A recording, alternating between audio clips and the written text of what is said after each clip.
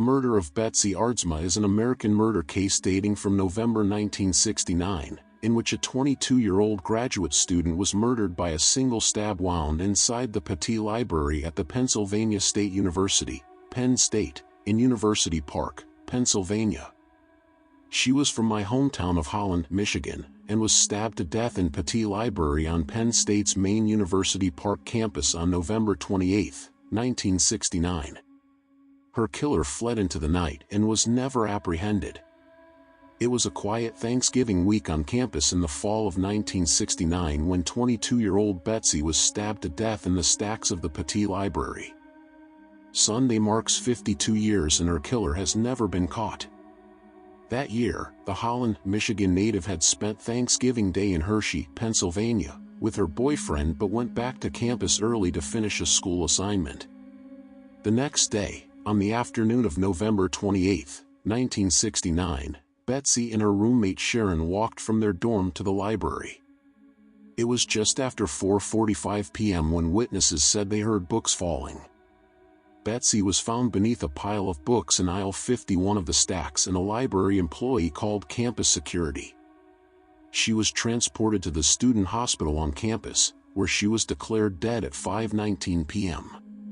Betsy had been stabbed once in her left breast.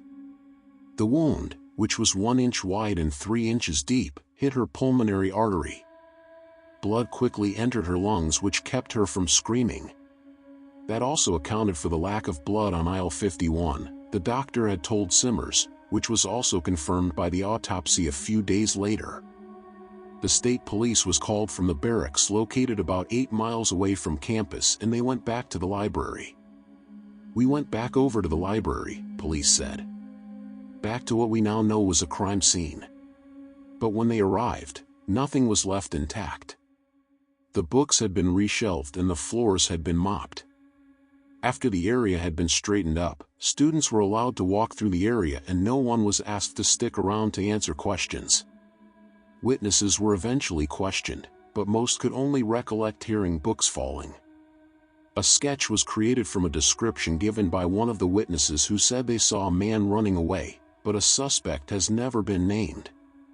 Other evidence collected was a spray of tiny blood droplets that law enforcement said looked like someone was flicking their hands.